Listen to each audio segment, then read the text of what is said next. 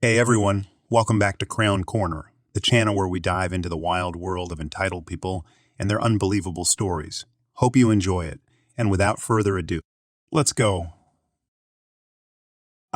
23 female, work night shift as a CNA in a nursing home. I don't know why the other I worked with last night felt the need to target me last night as it was my first time ever working with her. She's been there for only a couple weeks, but she very obviously singled me out looking for a problem. I am a hard worker and have zero interest in any kind of drama.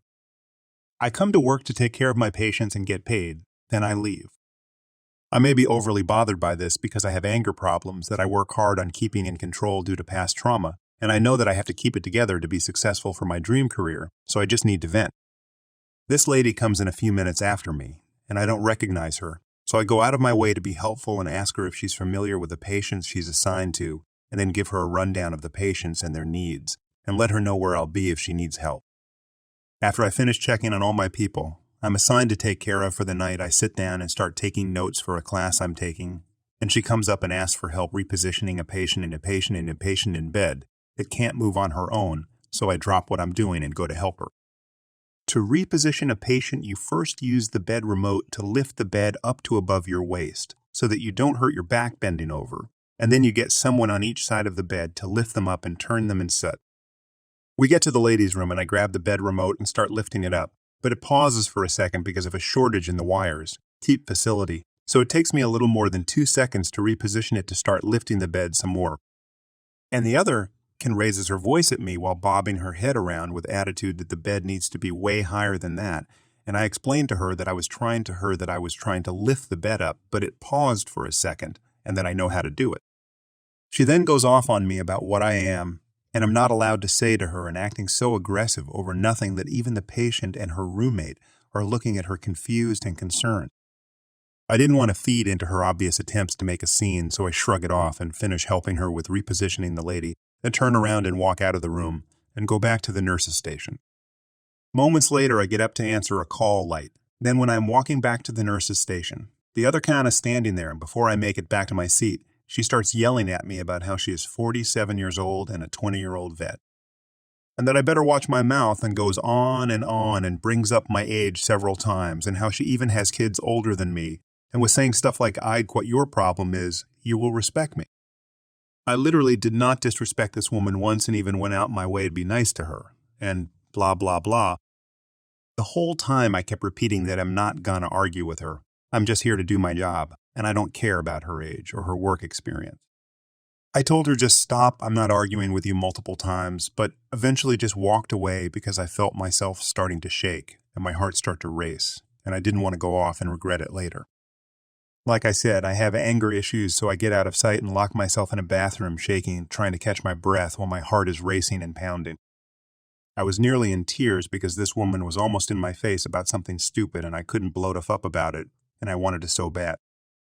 I get myself together, and once I stop shaking, I walk out to the nurse's station, up to the nurse who witnessed it all, and told her what happened in the patient's room.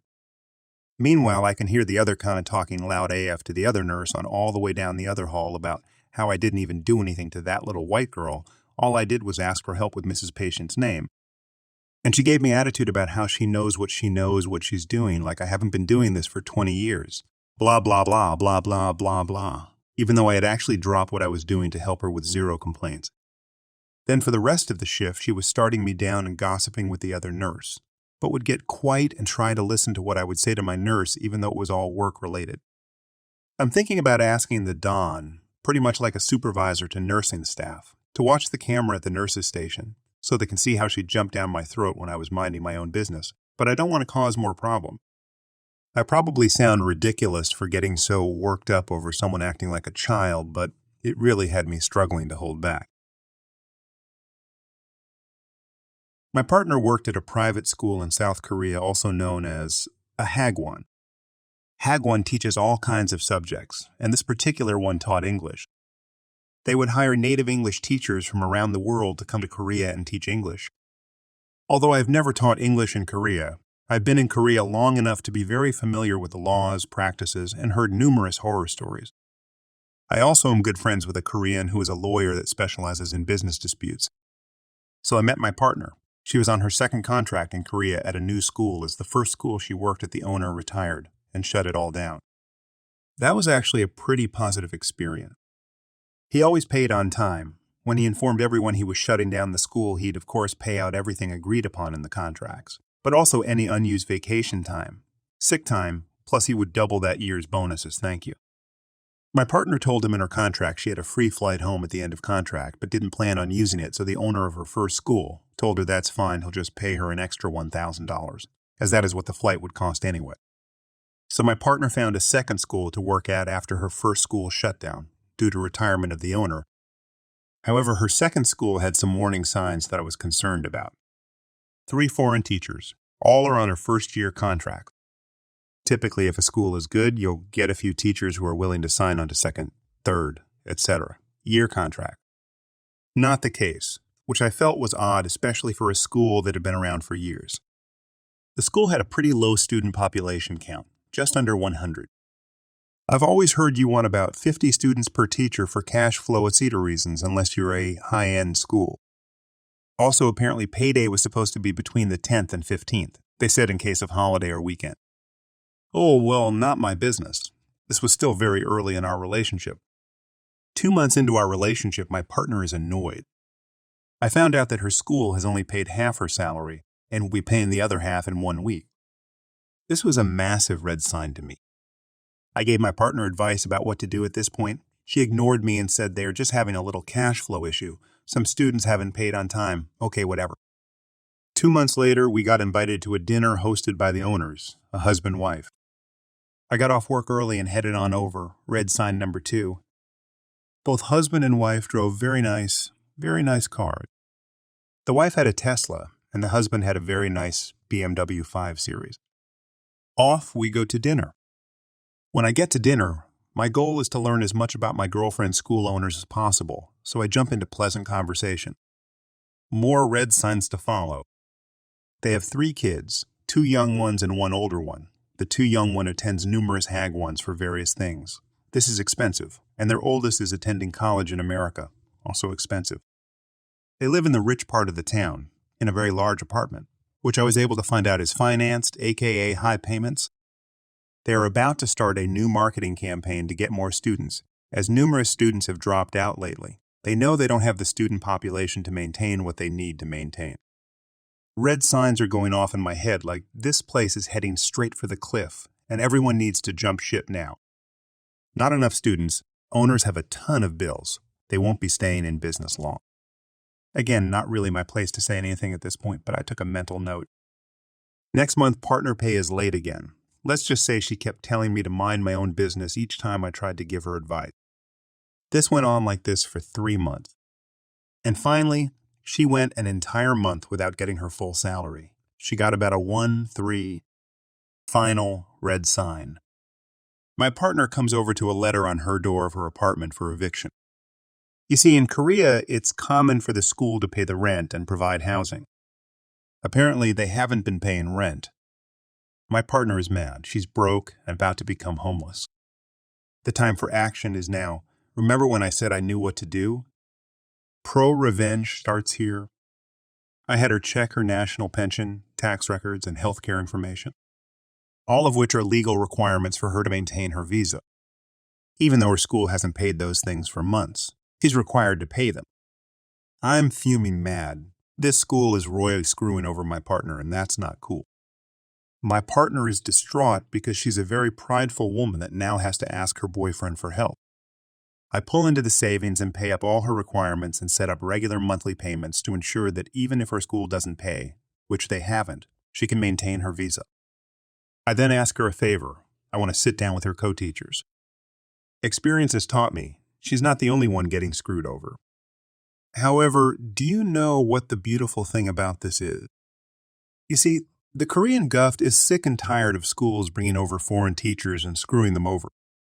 In the past, those teachers who have gotten screwed up have gone crawling to their respective embassies, oftentimes homeless, penniless, with nowhere to turn because their employer didn't have the resources to meet their contractual obligations, and many schools were getting shut down, especially on the 3rd complaint. I tell all her co-teachers to keep going to work. They have to maintain their visas. and I would get back with them in a day or so. I also am good friends with a Korean who is a lawyer that specializes in business disputes. Remember that part?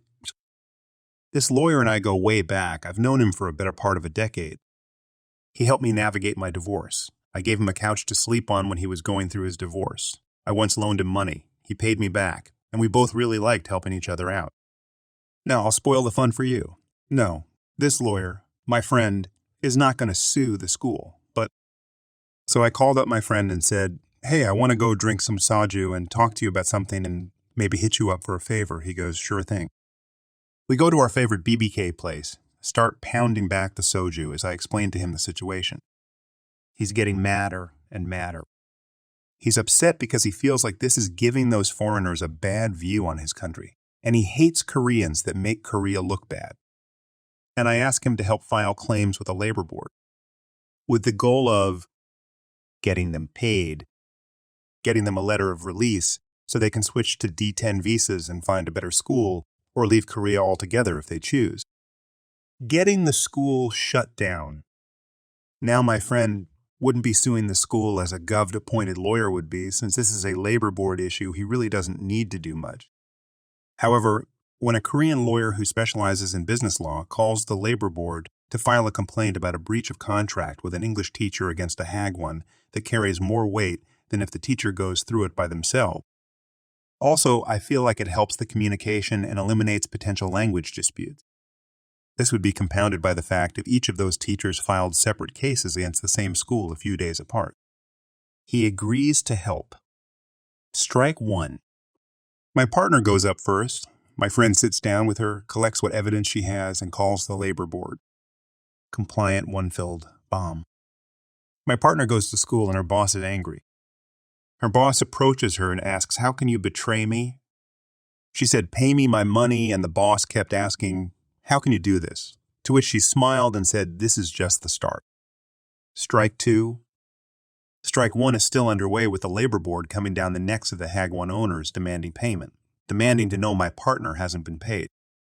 Friend calls the labor board. Same case manager, he files case number 2 against the school. The next day, my partner and the strike 2 teacher is called into a meeting with her owner and husband. They want to work out a payment plan and give them a letter of release. Partner says full payment in full of all money owed plus bonus for completion of contract prorated for months completed or no deal. The owner tells her that's not possible, my partner said. Fine, full payment or no deal then. Strike 2.5. My friend finds out what the Hagwon owners tried to do. He advises my partner and her co-teachers, if that happens again, do not engage in any negotiations.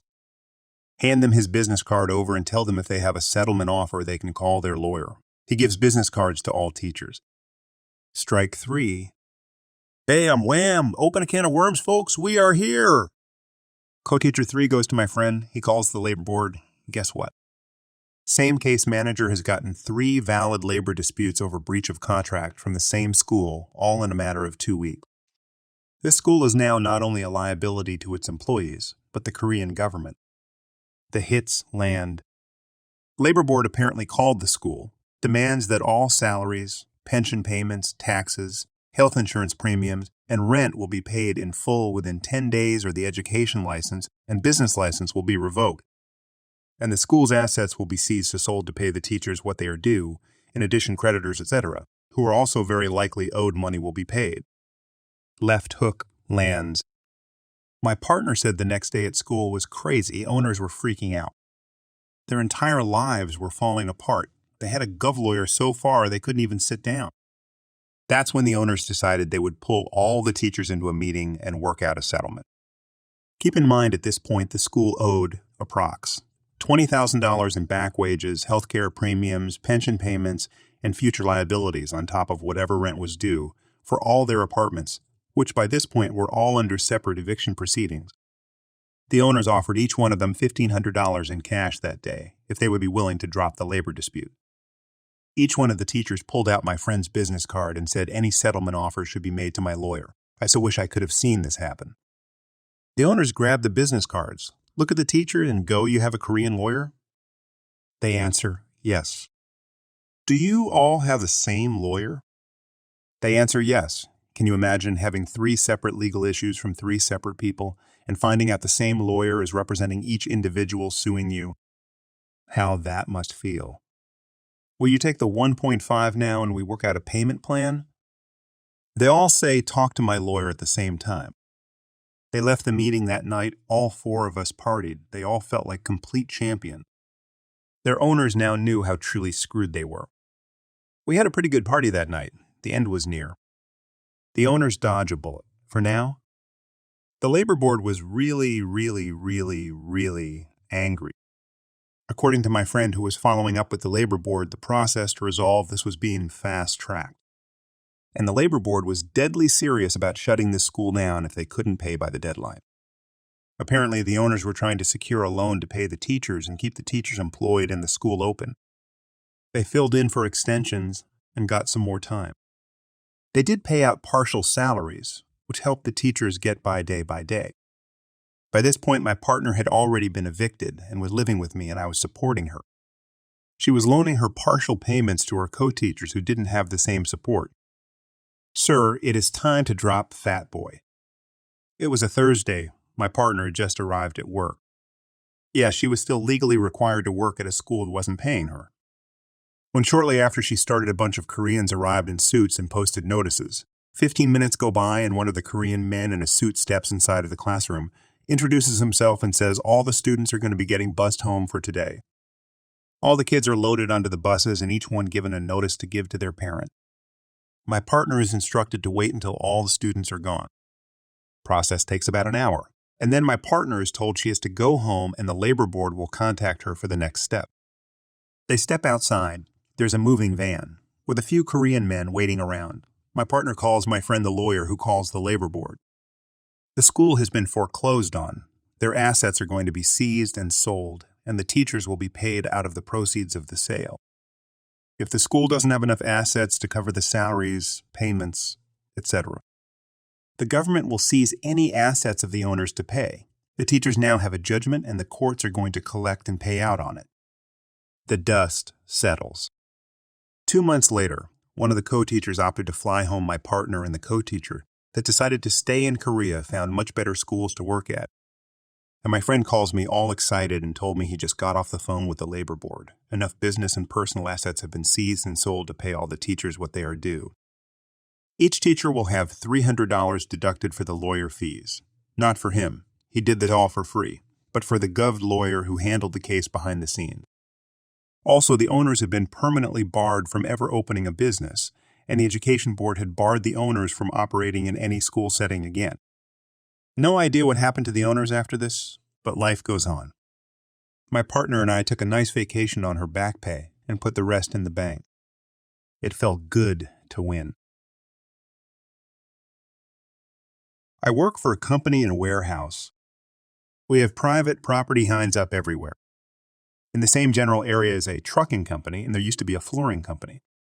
The flooring company's building and signs are there, but they got evicted a while ago because of something unrelated, but involving a baseball bat. My company doesn't have a uniform of any kind. However, they did provide us bright orange shirts for visibility because forklifts, with the company logo and name on the chest and back. I had walked into our back dock area where our dumpsters are to empty a trash can.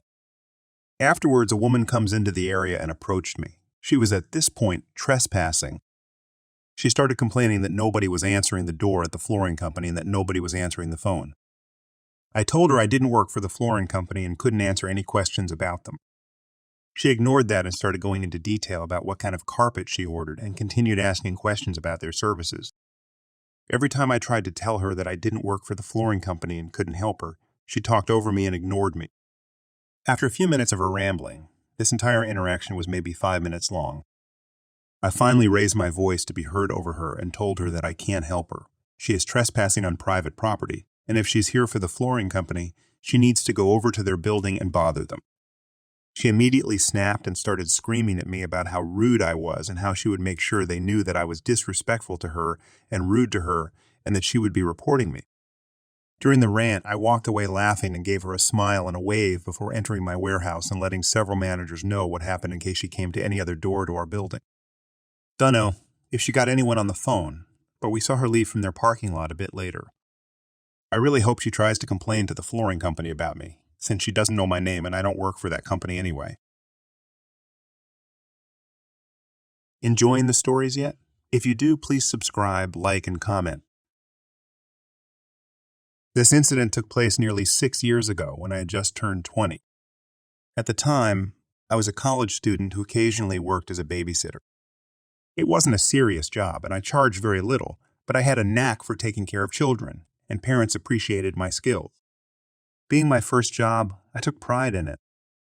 During a vacation, I went to the mall with 3 of my friends to catch a screening of Spider-Man: Homecoming. Arriving early, we decided to make a quick stop at a toy store so one of my friends could buy a birthday gift for his cousin. Nearby, there was a candy kiosk, and since I wanted some treats for the movie, I told my friends to go ahead without me, promising to meet them inside the store later. While purchasing candy, the store was offering samples of a new product, a chocolate stick resembling Pocky but thicker. I received one for free and left the kiosk. Taking a few bites, I headed back to the store to meet up with my friend. As I strolled through the doll aisle, I passed by a little girl, around 7 or 8 years old, accompanied by her mother, M. Momentarily, I lowered my hand holding the chocolate. Suddenly, the girl approached me, swiftly snatched the candy from my hand, and promptly shoved the broken piece into her mouth. Naturally surprised, I blurted out a quick "what the hell," while being mindful not to swear around kids. This caught the attention of them. I explained the situation to her, and to my absolute shock at the time, the mother seemed initially angry at her daughter, demanding that she apologize to me. However, the girl began making excuses, claiming hunger in the proximity of the chocolate, insisting she wanted it more than I did, and she believed she had nothing to apologize for. As she continued to defend herself to her mother, M uttered something along the lines of, "I know, honey, but we don't want the lady to call security now, do we?" "Wait, what? What?" And then turned her attention back to me, stating, "I mean, really, my daughter is only 8 years old. You're a grown woman. You shouldn't be making such a fuss over chocolate." I pointed out that if they wanted candy, they could have easily gotten some for free at the kiosk. There was no need for her daughter to take mine. M continued to defend her daughter, suggesting that I just get more chocolate myself. I was furious, but I didn't want the situation to escalate. Strangely enough, I still hoped the girl would grasp why it was wrong to take someone else's food. So I said, "Ma'am, I'm trying really hard to be patient here. I work as a nanny. But how can it possibly be acceptable for your daughter to steal candy from a complete stranger like that?" Before I knew it, a burning sensation spread across my face, and I felt the imprint of a large hand. M's rings had nearly broken my skin. She screamed at me, but I was too stunned to pay attention. One of my friends overheard the commotion and came over to see what was happening. I informed him that M had slapped me, prompting him to call security. Before they could arrive, M warned her daughter not to say a word to them. My friend and I exchanged glances, silently agreeing that we would be better parents in the future. Soon enough, the security officers arrived and escorted M and her daughter out of the store. I later discovered that they had been banned from the toy store as a result, which was more than satisfactory to me. I ended up purchasing more chocolate sticks. I sincerely hope that the child has grown up to be fine and learned the importance of respecting others' belongings. I met my friend back in 2019 during college. We were really friends instantly, and we had so much in common. But since life has moved on and we both changed, I really don't recognize her. The confident and bold girl I met isn't there anymore. My friend met her boyfriend back in 2022 and it's been horrible ever since. She has told me she thinks he's cheating on her, how emotionally abusive he is towards her, the way he screams at her, and that he encouraged her to not take birth control, and that they have unprotected intimacy. So from what she told me, I never had a liking towards this guy. But they always break up just to get back together, so this guy isn't going anywhere. My friend goes from crying over what he says and does to being so happy in a state of euphoria. It's a constant up and down of emotions. I'm engaged to the person I would love to call my soulmate. We have been together for 2 years. When we first started our relationship, my friend told me how important it is that she befriends my fiancé and that they have a good friendship. I agreed and included her in our hangouts. There have been many times I told her to let her boyfriend join us.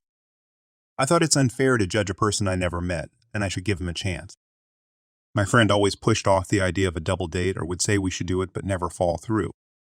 I know she would even go on a double date with her coworker. I thought maybe they have more in common because they work together. I only met her boyfriend once, and it was very awkward. We were going shopping, and she told me that her boyfriend texted her that he's cold at work.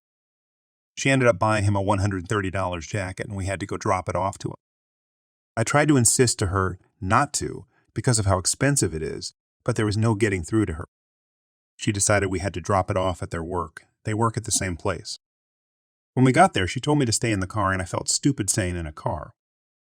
I told her that's silly, and if it's really a problem if I met him. She kept arguing with me that I need to stay in the car.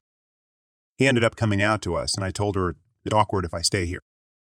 So I ended up meeting him, and he ignored her the whole time. He didn't thank her for the jacket, and he kept trying to talk to me. He asked me about myself and what I'm ordering when we have dinner. It was very weird, and then after that my friend was crying in the car that he didn't thank her for the jacket and that he ignored her. For another example, I went out to dinner with her and her brother, I'm friends with him too, last Friday. She got into a bad argument with him, and she was devastated, like no matter how much we tried to help her, she was inconsolable. After an hour, her mood changed and all was fine again. She told us she's dropping off dinner for her boyfriend. Then when we got to his place, she parked away from his house and told us it's best that we stay here. Her brother said that it's rude towards her boyfriend if we park away from his house, like it could show she's embarrassed of him or where he lives. She told her brother he's right, and of course we were told to wait in the car. For some additional information about me, my fiancé and I have to do long distance for a bit due to visa reasons. We're doing the K-1 fiancé visa, so he'll be back anywhere from August, December. We have been apart since June, but I do go and visit him during my work vacations. My friend constantly mentions that when my fiancé comes back, we have to go out on a double date. She said it so many times that I don't think she's excited for him to come back, rather just for her boyfriend to come out with us. I have told her I'm fine and happy to go out with them, and explained it could take a while for my fiancé to come back. She insisted she'd rather wait. She said it the other night that my fiancé needs to come home so we can double date. I asked her, why can't it be us?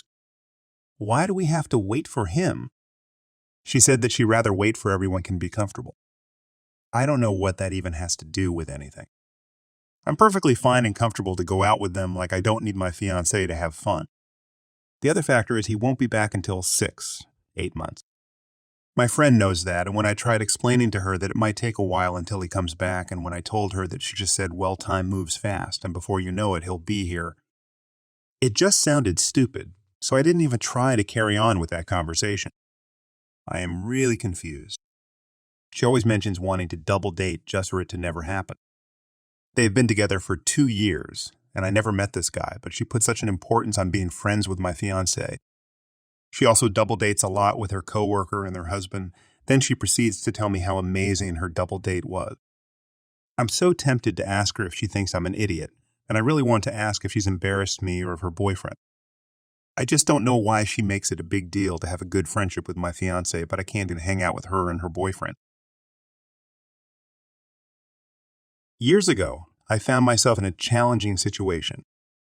Within the span of a day, I lost both my job and the place I called home. The economic downturn had taken its toll, leading to the foreclosure of the residence I shared with a couple of friends. With a mere 2 weeks to find a new living arrangement, I ended up homeless, spending the next 2 years living in my car. It was a difficult period in my life, one that constantly triggered my survival instincts. Living in a bustling city inside a vehicle pushed me into a perpetual state of alertness. The fear and caution never left me, and whenever a potential threat arose, my mind immediately focused on finding the most efficient and effective way to neutralize it. Even now, years later, when I've achieved stability, I find it challenging to assess an appropriate response to a threat. Perhaps that's why I may have gone overboard in the following story. Nonetheless, I'll share it with you, allowing you to form your own opinions and judgments. During my time living in my car, I developed a relationship with someone who had more stability in their life. Surprisingly, she didn't mind my living situation, as I always presented myself well and managed to secure temporary work. Unless I disclosed my circumstances, no one would have known I was homeless. At the time, I believed she was genuinely a good person, someone who valued helping others. However, as time passed, we had a falling out and gradually lost contact. Despite the separation, we remained friends on Facebook. She had a considerable number of friends on the platform, around 500, which becomes relevant later in the story. About a year after our breakup and 6 months after our last meaningful conversation, things were looking up for me. I had recently started a new job and was about to undergo training. This opportunity meant that I would finally be able to leave behind my life in a car and transition into a more permanent residence. I had worked hard to reach this point, and everything seemed great. I found myself at a Kinko's, using their internet on my laptop when my phone rang. It was her. After a brief exchange of pleasantries, she got straight to the point. Her partner had gotten her pregnant and then abandoned her. She needed someone to accompany her to the abortion clinic, but since she was considered the epitome of perfection among her circle of friends and family, she couldn't bring herself to ask any of them for help. Instead, she reached out to me. Part of me felt unsettled that after such a long period of silence, this was the only reason she felt compelled to contact me. On the other hand, I always strive to be a good person, even if it sometimes backfired. It's how I was raised. However, in this particular situation, I genuinely couldn't assist her. The next day, I was supposed to drop off my car at a friend's house and catch a bus to another state for my job orientation. Even if I wanted to help, which I didn't particularly want to, it would have been impossible. I explained this to her, and that's when everything fell apart. She began screaming at me over the phone, acting hysterical, crying, and hurling insults. The scene I unintentionally created attracted attention from the people nearby, who stared at me as her voice filled the room. Struggling to maintain my composure, I told her I had to end the call and asked her to message me instead. Some of you might anticipate where this story is heading and assume I acted poorly, but I ask that you reserve judgment until the end. I promise it'll be worth it. Soon after, insults started flooding my Facebook chat. I realized that if I mishandled this situation, it could come back to haunt me. I started steering the conversation, prodding her for more details, and she unwittingly played along. I confirmed her pregnancy in the chat, as well as the fact that her partner had abandoned her. I questioned why he had left. I believed they were closed. I informed her, once again, that I couldn't help due to my imminent bus trip the next morning. Up to this point, I was willing to wish her luck and move on, as my life was about to take a significant turn. However, she dropped a bombshell on me. If you don't help me, I'm going to tell everyone that it's your child and that you're abandoning me because you don't want to take responsibility. I couldn't believe what I was hearing. And then it hit me. She said it over Facebook chat. Instead of warning her or telling her to leave me alone, I found myself contemplating the consequences of a false accusation on the eve of my life-changing journey. It was in that moment, fueled by the survival instincts that had become ingrained in me, that a single thought emerged. I had to protect myself from this witch. And I knew exactly how to do it. I feigned reluctant agreement, telling her, fine, I'll help you, but I can't take you to the clinic tomorrow. It will have to be later this week. I'll need to rearrange my plans. Let's talk tomorrow. She agreed. Without wasting any time, I sprang into action. Within minutes, I had forwarded the chat transcript to approximately 100 people on her friends list. I also tagged all of our mutual friends. The chat was shared on her church's and employers' Facebook pages. As an afterthought, I even sent it to her parents. Almost immediately, my phone started buzzing incessantly. I shut off my laptop and phone, retreated to my car, and spent my final night there. I won't attempt to describe the ensuing fallout, as it's likely already playing out in your mind. Lines were drawn, threats were made, people lost their jobs, and death threats were exchanged. Suffice it to say that her reputation was irreparably damaged to the point where she had to delete all her social media accounts and relocate across the country to escape the stigma associated with her small hometown. Was my reaction excessive? Perhaps. But for me, it was a matter of justice. Thanks for joining us. If you enjoyed the video, don't forget to hit the like button and subscribe for more captivating stories. Share your own experiences, opinions in the comments below, and let's keep the conversation going. Until next time, stay tuned for more epic tales.